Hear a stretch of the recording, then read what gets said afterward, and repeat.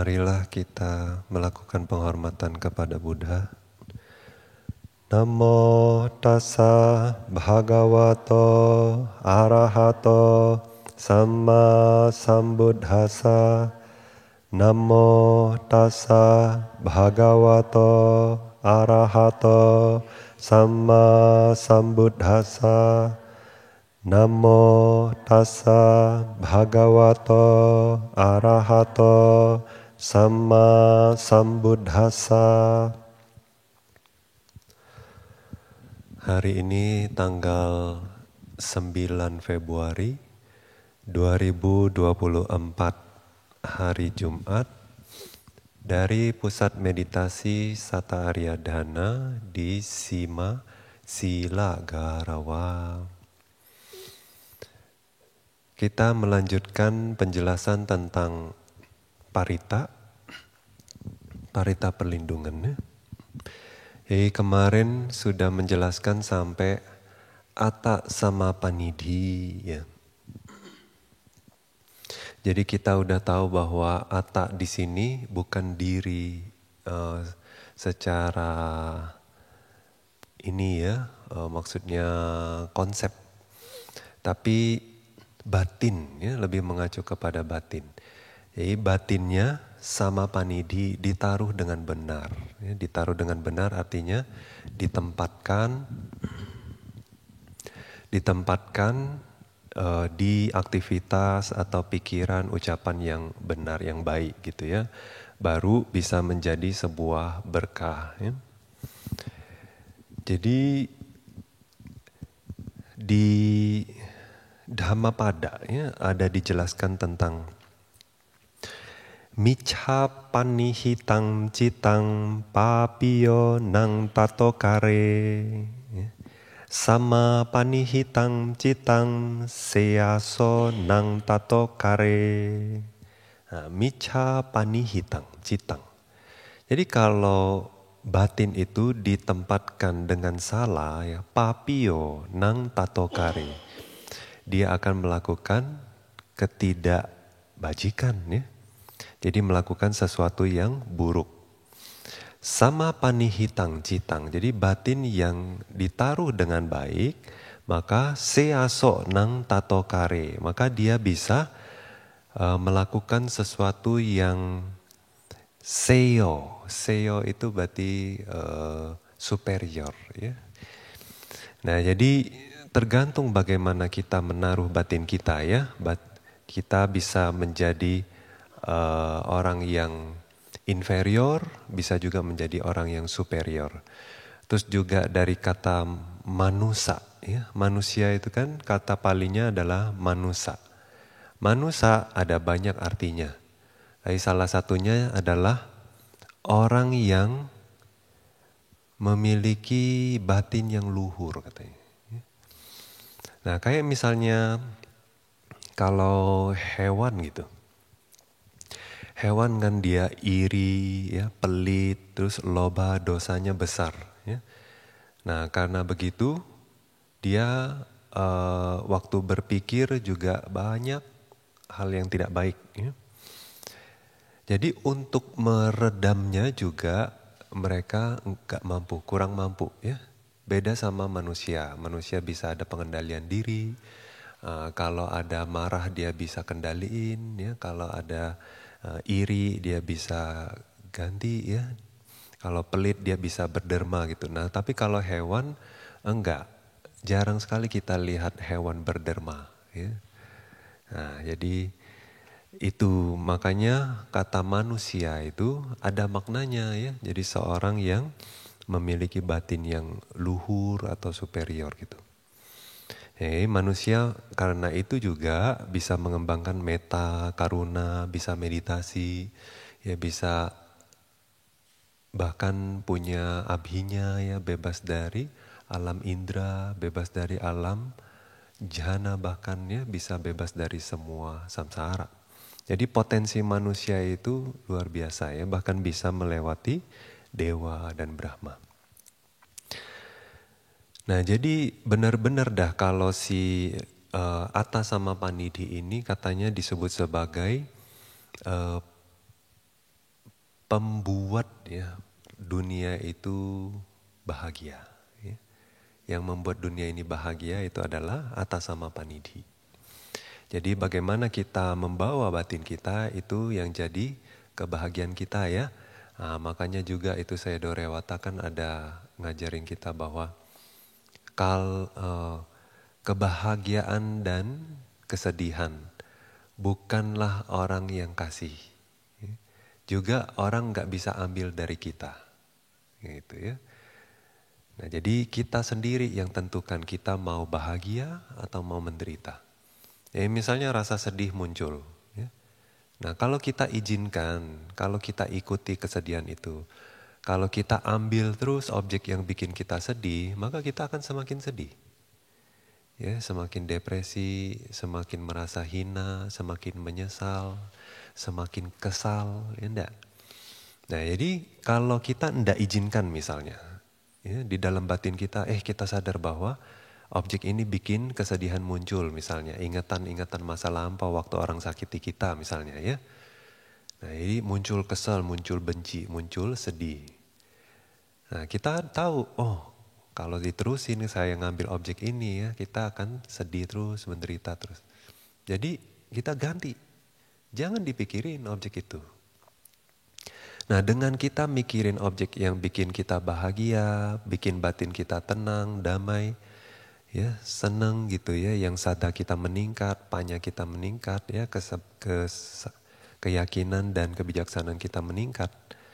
Nah itu kan tergantung kita mau atau enggak ganti objeknya. Nah kebanyakan kan kita itu keseret kan. Nah, kita enggak sadar waktu kita sedih kita keseret kesedihan. Kita enggak tiba-tiba sadar objek ini yang mau memunculkan kesedihan, kita harus ganti.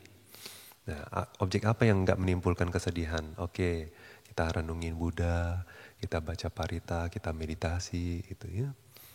Nah jadi itu sebabnya ya saya udah bilang bahwa kesedihan sama kebahagiaan itu kita yang tentukan. Ya. Karena kita izinkan kita itu bisa bahagia, karena kita izinkan kita bisa menderita. Ya. Nah itu sebabnya ya Atasammapanidhi ya, bisa menaruh batin kita dengan baik itu adalah berkah. Ya.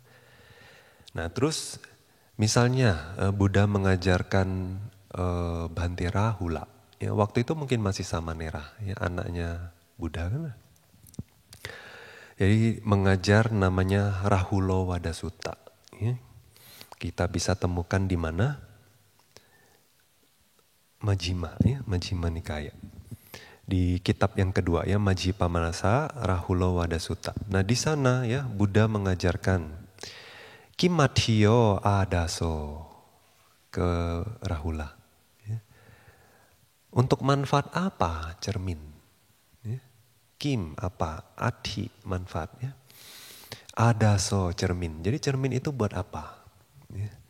Terus Rahula menjawab, Pacawakana atho bhante. Pacawakana to bhante. Untuk pacawekana. Pacawekana itu ya sebetulnya artinya kan merenung ya. Merenung bisa juga bercermin. Waktu kita merenung, waktu kita bercermin itu sama ya.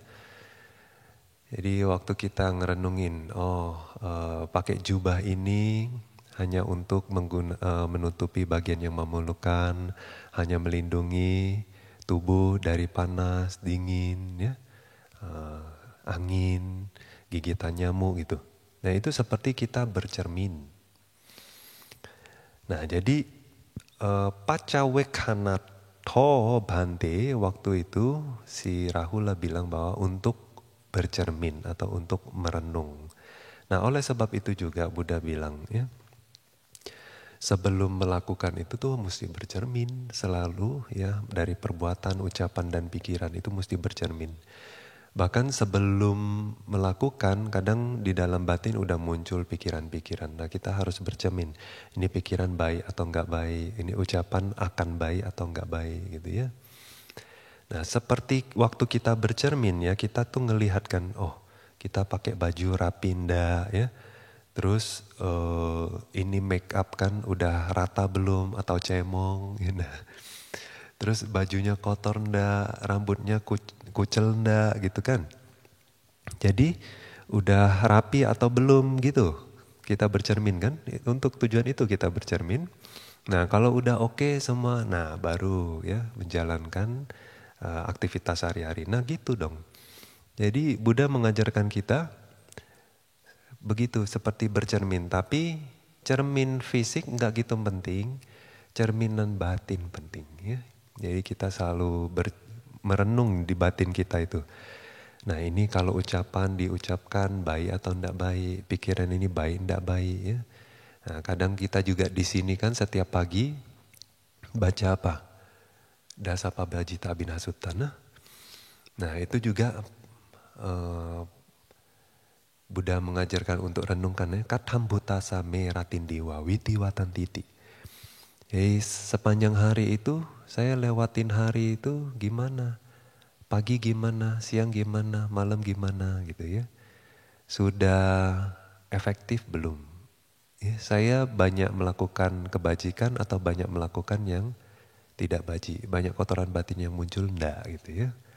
Nah kalau banyak kebajikan, oh hari ini sudah lewat dengan baik gitu ya. Penuh berkah hari ini. Ya.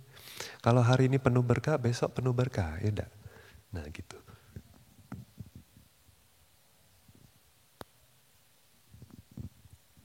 Jadi,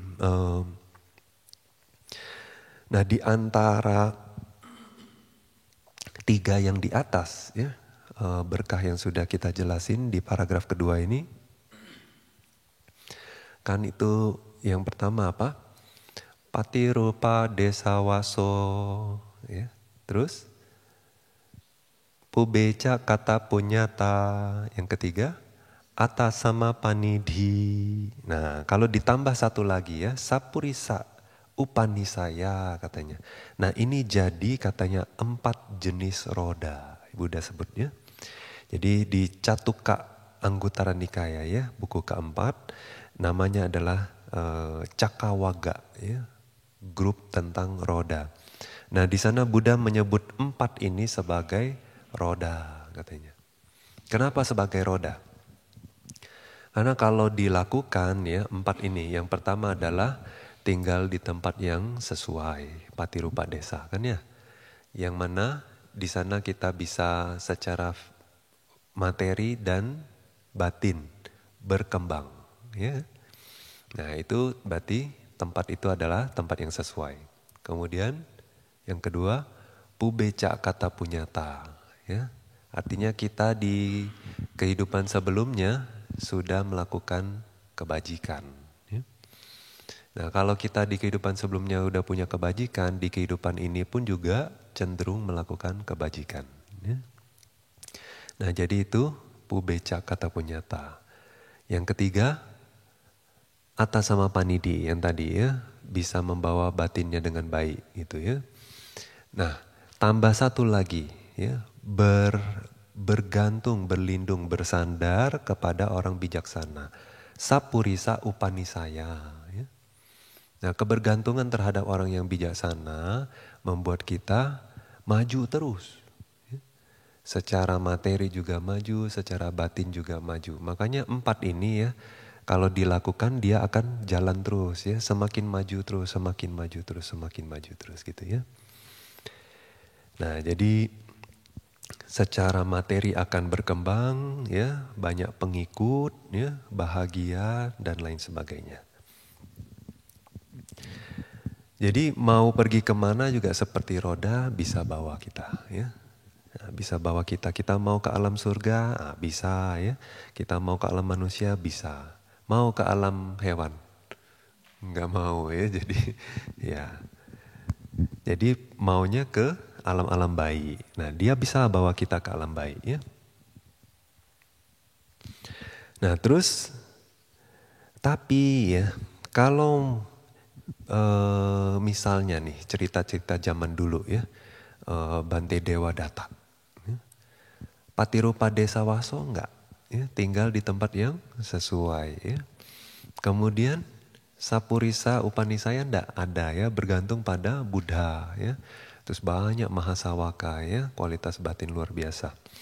Kemudian Pubeca kata punyata enggak?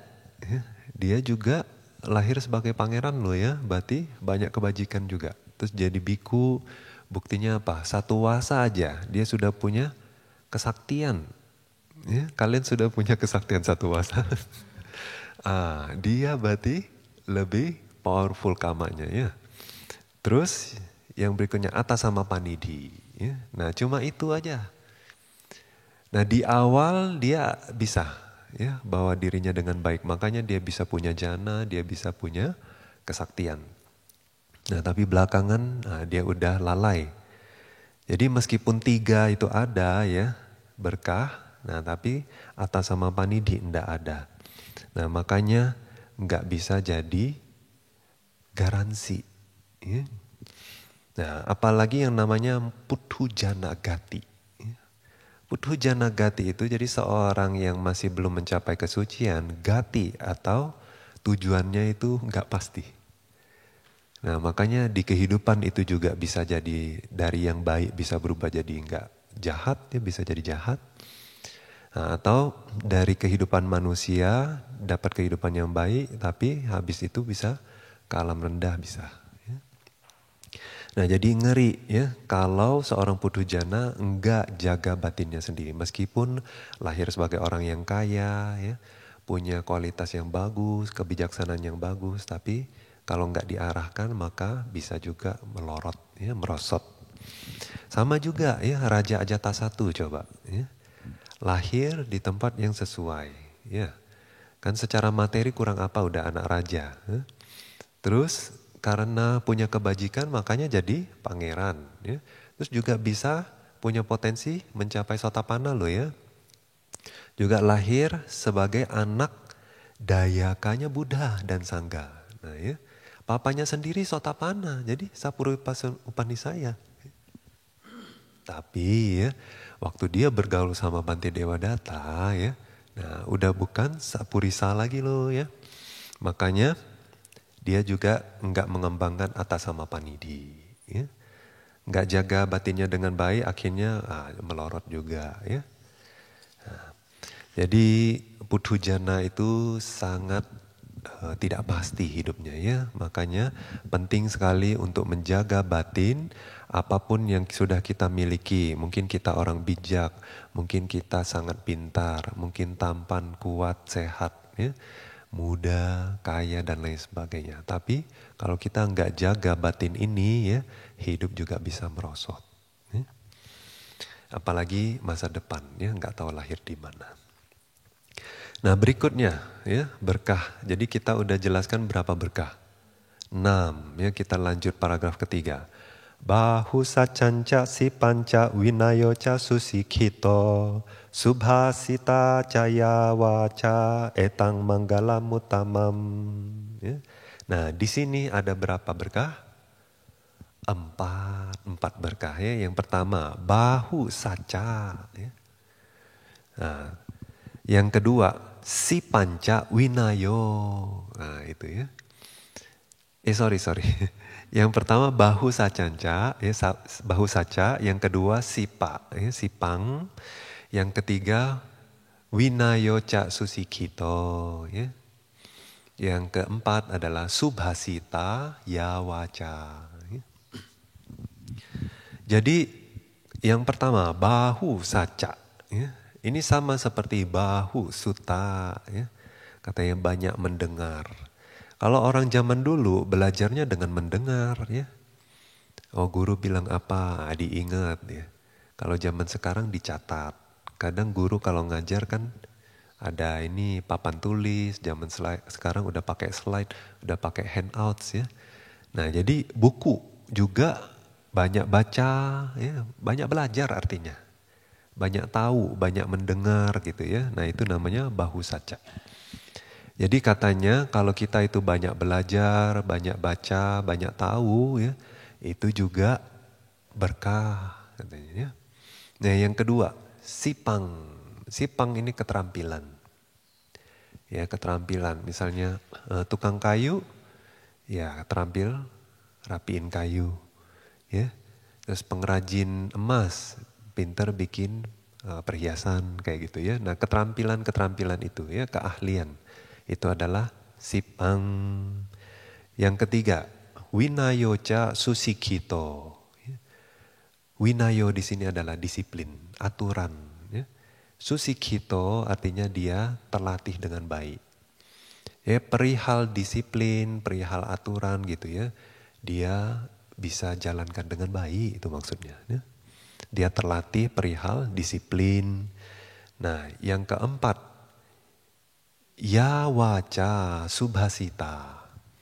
Apapun ucapannya, dia adalah orang yang bisa baik mengucapkannya, gitu ya. Jadi ucapannya tuh selalu baik. Ucapannya baik itu gimana? Ya, bukan ngomong yang manis-manis, menjilat orang, bukan. Tapi artinya dia bisa ramah, ya. Nah, dia bisa memotivasi orang waktu orang depresi, ya. Nah, itu, ya. Orang yang pintar dalam ucapan, ya. Nah, ramah loh ya. Biasa ini mudah membina relasi, ya, hubungan harmonis dan lain sebagainya. Nah, jadi 4 ya berkah. Oke, berkah yang pertama dulu. Bahu sutasa bawo bahu sacang. Jadi yang disebut sebagai bahu saca itu adalah menjadinya orang yang memiliki banyak pengetahuan, ya, banyak dengar, banyak baca gitu ya, banyak belajar. Nah, terus jadi ini yang sebetulnya kalau di Tipitaka dijelaskan banyak belajar itu belajar apa? Belajar kitab, belajar Tipitaka. Ya. Nah, tapi bisa juga mengacu kepada kalau duniawi ya banyak ilmu-ilmu yang lain. Ya. Nah, cuma karena zaman dulu ilmu-ilmu lain itu kan nggak ditulis, ya. Nah, di transmisi ya secara verbal gitu ya. Nah, makanya mengacunya tuh kepada cuma kitab aja gitu. Ya. Nah, meskipun secara verbal juga biasanya kalau zaman dulu itu weda gitu ya. Kitab weda itu selalu jadi pegangan. Dalam kehidupan sehari-hari juga gitu ya. Jadi bahkan perihal menikah ya, perihal iklim ya, perihal misalnya pintu harus di sebelah mana kayak feng shui ya. Nah, itu juga ada di weda. Tapi mereka ada sistem mereka sendiri ya. Nah, ada hitungannya ya, altar berapa tinggi gitu. Nah, bisa juga lihat meramal ya, meramal orang. Nah, kalau orangnya begini, kakinya begini, nah, itu masa depannya apa ya, atau masa lalunya apa.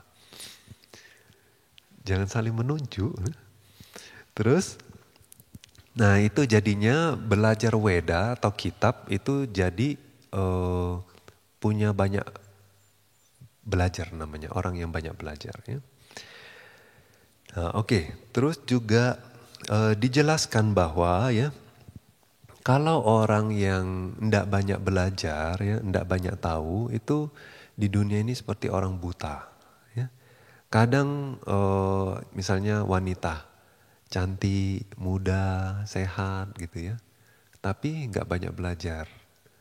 Nah itu juga belum oke. Artinya mudah ditipu. Nah itu bisa berbahaya. Ada umat bilang, saya mengumpulkan kebajikan untuk menjadi ratu. Ya. Untuk menjadi cantik, bukan menjadi ratu ya. Untuk jadi cantik katanya.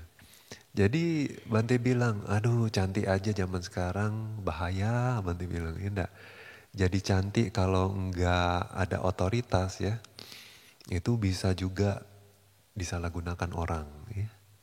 Nah jadinya makanya zaman sekarang ada orang bilang, cantik juga jadi bahaya malah ya, berbahaya. Nah, jadi perlu juga ya, jangan hanya mengumpulkan kebajikan untuk jadi cantik ya, tapi jadilah wanita yang berkuasa ya, punya banyak ini penjaga gitu kan. Terus juga yang bijaksana gitu. Jadi bisa melindungi dirinya sendiri ya. Jangan nggak bisa melindungi kecantikannya, nanti disalahgunakan ya. Nah itu bahaya ya, makanya perlu ya banyak belajar, penting. Zaman sekarang kita itu bisa akses banyak hal ya. Belajar itu kayak nggak ada habis-habisnya. Ya. Dari rumah kita juga banyak belajar. Zaman dulu kita beli koran, ya sampai tumpuk di rumah. Tapi sekarang mana ada koran lagi ya. Majalah juga nggak pernah lagi orang baca. Bahkan beberapa rumah nggak punya TV lagi sekarang. Ya, Bante dengar. Nah, tapi ketinggalan nggak? Enggak ya. Zaman sekarang orang informasi itu udah banjir. Orang kayak lari, kalau kita cuma diem aja ya, udah kita ketinggalan. Jadi balik lagi orang zaman dulu. Nah, jadinya sekarang ilmu itu ya jadi modal juga. Ya, ilmu itu makanya orang sekarang banyak belajar ya, banyak baca buku. Ya, kalau enggak tahu dunia. Ya. Terus di Anguttara Nikaya juga ya buku 3, Buddha menjelaskan ada 3 jenis orang. Ya. Ada orang yang punya mata 1, ya, punya mata 2, terus ada orang yang buta. Ya. Nah itu juga sama ya, bahwa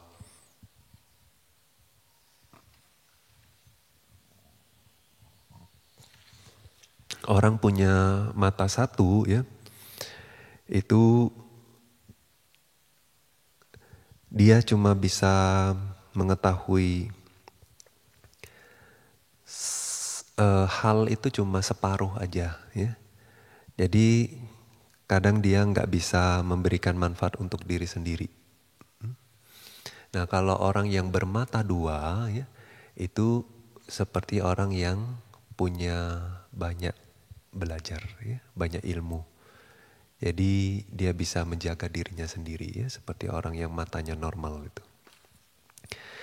Terus ada juga Buddha bilang, panya naranang ratanang, ya. Panya naranang ratanang. Untuk manusia ya, untuk para manusia, panya kebijaksanaan itu adalah seperti permata. Jadi kalau orang punya kebijaksanaan, orang punya ilmu gitu ya, orang sekolahan gitu, dia akan terlihat berbeda sama yang lainnya. Seperti permata ya, jadi dia akan nampak jelas gitu di antara barang yang lainnya, dia itu berkilau. Nah tapi kalau orang yang nggak punya edukasi ya, nggak punya panya gitu, nah itu seperti ya orang biasa loh, nggak kelihatannya. Nah jadi kalau kita punya kalau kita punya pemahaman yang banyak, ya pembelajaran yang banyak, materi yang kita sudah cari itu juga nggak mudah diambil orang. Ya. Kemudian kalau kita apalagi punya panya, ya, panya itu bukan materi loh ya, panya itu ada kualitas batin, kebijaksanaan, kualitas batin. Ya. Jadi orang bisa ambil enggak? Enggak bisa. Kalau materi orang masih bisa ambil. Ya, tapi kebijaksanaan kita orang nggak bisa ambil. Terus juga bukan yang bisa dibagi-bagi. Artinya, oke, sebagian saya kasih kamu. Kalau kayak kue kita potong sebagian saya kasih kamu, kue saya habis enggak? Habis. Kalau panya kita kasih orang, panya kita berkurang enggak? Enggak berkurang, malah meningkat. Ya, waktu kita mengajarkan orang itu kadang kita seperti ngulang lagi ya. Jadi perihal topik ini kita makin skillful, makin terampil. Jadi kebijaksanaan kita atau apa yang kita tahu nggak kurang, justru malah semakin paham ya. Nah, terus setiap kali kita pakai panya ini, dia makin lama justru makin tajam ya. Bukan makin habis kan. Nah, itu bedanya panya sama materi ya. Nah, jadi penting sekali punya banyak pembelajarannya, itu bisa meningkatkan panya. Juga Buddha bilang kan, bagaimana meningkatkan panya Sambojangga. Ya? Dhamma Wicaya Sambojangga. Salah satunya adalah merenungkan hal-hal yang rumit. ya, yang mesti banyak bertanya, banyak diskusi gitu ya, terus mempelajari hal-hal yang rumit. Nah itu bisa meningkatkan panya katanya ya, investigasinya jadi lebih tajam.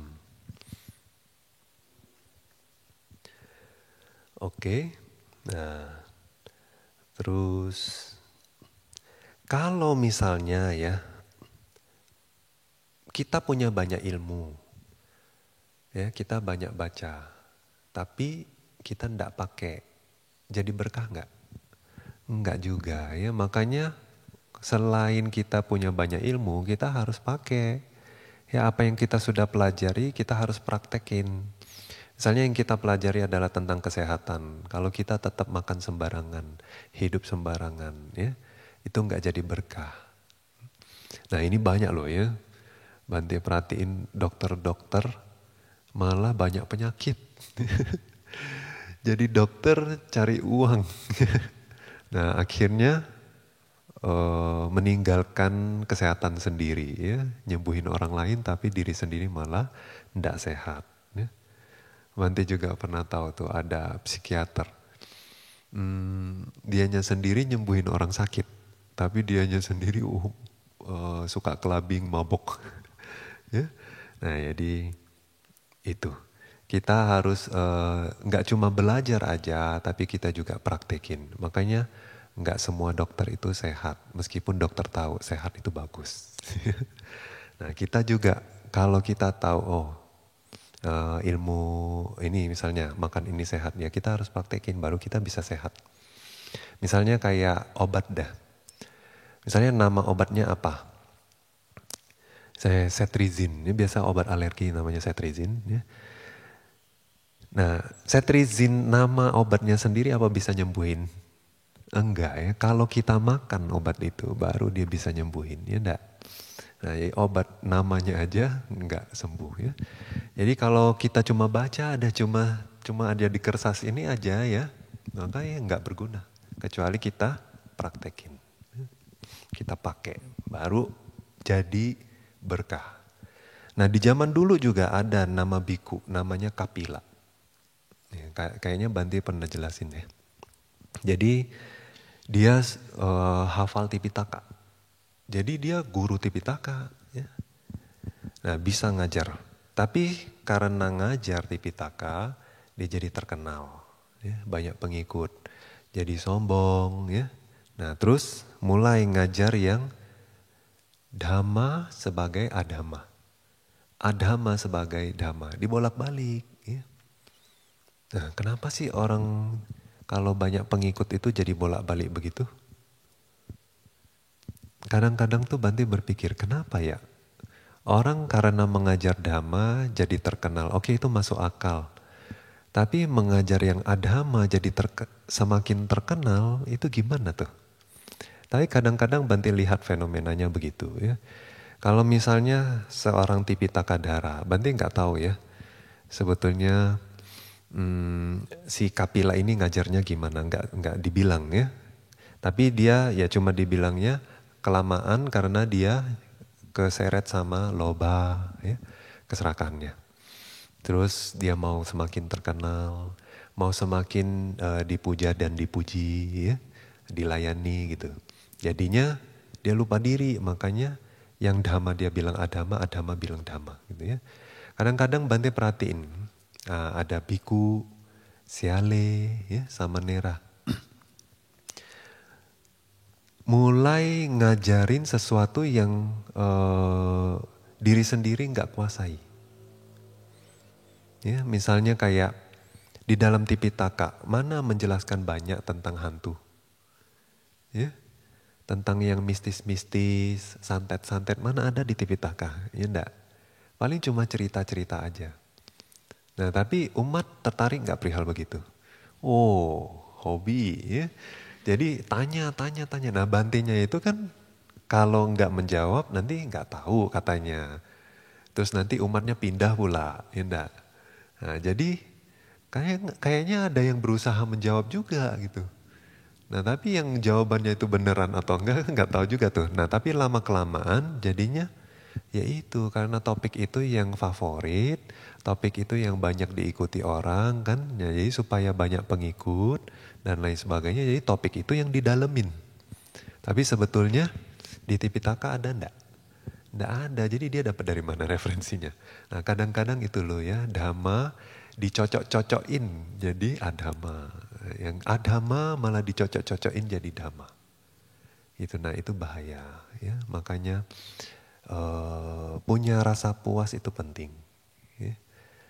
Ya, terus juga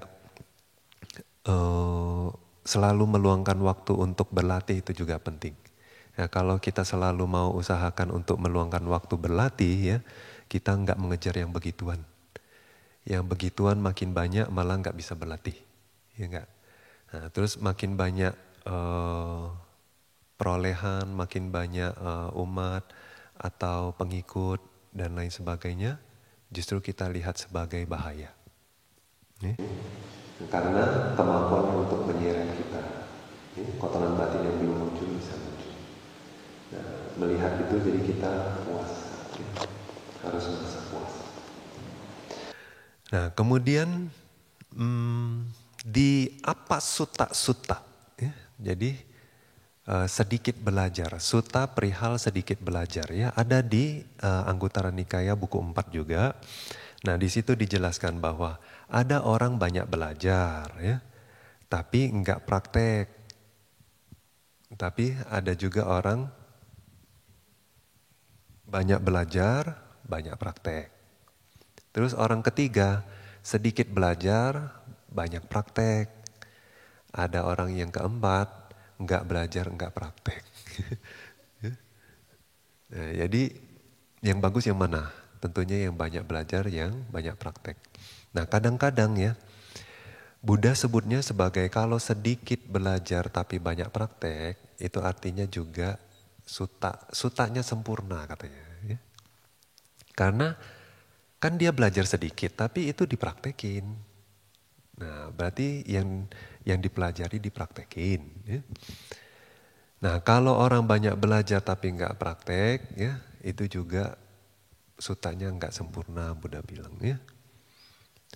Nah, makanya lo ya tadi seperti nama obat ya itu nggak bisa mengobati. Kalau kita makan baru mengobati ya, baru terasa manfaatnya.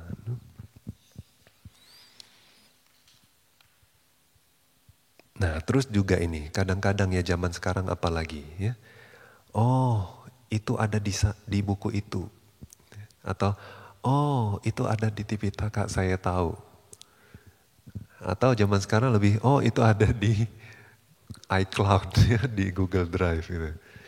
Saya pernah baca nih di buku itu. Ya itu ya. Nah kalau zaman dulu kan dihafal ya, diingat. Nah tapi kadang-kadang tuh kita baca ya, kita nggak betul-betul renungkan. Makanya Bante kadang saranin baca nggak perlu cepat-cepat. Bukannya oh sehari harus baca 100 halaman gitu ya. Tapi waktu ditanya apa isinya, nggak tahu juga ya. Cuma sembari lewat aja, asal tahu aja. Nah itu juga nggak oke. Artinya nggak bisa kepake. Coba kalian misalnya baca resep, ya, asal baca aja, terus langsung bisa. Nggak bisa kan? Nah jadi kita juga baca itu ya diresapi gitu. Oh ini bagus nih ya. Oh ada 4 orang Buddha bilang yang sedikit belajar gitu ya. Nah yang maksud Buddha sedikit belajar itu apa? Ada 4 direnungin. Nah jadi kalau misalnya cuma lewat aja, oh ada di situ ya. Kalau ada di situ berarti bukan punya kita, belum punya kita ya. Jadi punya kita juga bukan, kebijaksanaan kita juga belum gitu. Jadi cuma taruh di situ aja, belum punya kita. Nah, ya supaya punya kita apa? Nah, kita harus ingat, ya. Kita praktekin. Kalau dipraktekin lebih ingat biasanya ya. Nah itu penting. Terus juga Buddha wanti-wanti ya perihal belajar ini di Mula Panasa Majjhima Nikaya buku 1 ya, Alagadupama Sutta. Jangan sampai kita itu belajar itu seperti pegang ular dengan salah katanya. Kalau kita pegang kepalanya, ya, nanti, kalau kita pegang buntutnya berarti ya, buntutnya ya, kepalanya bisa patok kita gigit. Ya. Kalau kita pegang perutnya juga nanti dia bisa berbalik gigit. Nah kalau mau tangkap ular gimana? Katanya pakai ini, kayak garpu, garpu gitu. Pegang kepalanya gitu, nah udah ketangkap loh.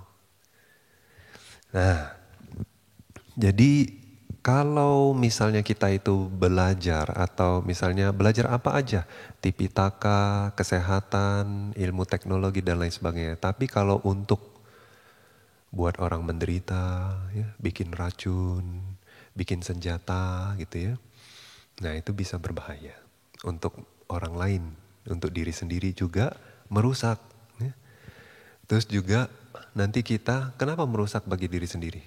Nanti bergaulnya sama orang-orang gak baik, yang mau beli senjata, yang mau beli racun. Ya enggak?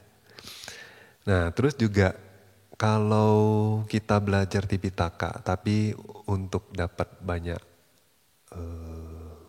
perolehan, untuk supaya terkenal, untuk supaya banyak umat, ya, rame wiharanya dan lain sebagainya, supaya banyak subscriber, nah, itu juga, ya, itu bisa berbahaya, Makanya kita belajar Tipitaka itu, ya memang untuk diri sendiri berlatih, juga untuk menyebarkan, melestarikan ajaran Buddha, supaya banyak orang lebih banyak berlatih. Ya. Jadi ngajak orang berlatih ya, bukan untuk membahayakan diri sendiri. Oke, nah ini perihal belajar. Jadi kalau tujuannya salah, jadi berkah nggak banyak belajar? Enggak ya. Terus juga kalau misalnya kita banyak belajar tapi enggak dipraktekkan, jadi berkah enggak? Enggak jadi berkah. Terus kalau kita banyak baca tapi cuma taruh di iCloud, jadi berkah enggak? Enggak jadi berkah ya. Nah, Buddha ajarin bahwa banyak belajar oke, banyak dengar oke, tapi juga harus praktek ya. Baru nanti bisa jadi permata ya buat diri sendiri. Makanya dibilang bahwa panya naranang ratanang. Ya. Jadi bagi manusia kebijaksanaan itu adalah permata. Ya. Nah, jadi permata kalau kita memang praktekin. Kalau betul-betul itu sudah jadi milik kita, baru itu jadi permata buat kita. Nah, hari ini sampai di sini dulu ya. Marilah kita melakukan pelimpahan jasa. Idang me punyam asawakaya waham hotu. Idam me punyam nibbana sapacayo hotu. Mama punya bhagam sabasatanam bhajemi. Te sabbe me samam punya bhagam labhantu. Sadhu, sadhu, sadhu. Sukhi hotu nibbana sapacayo hotu.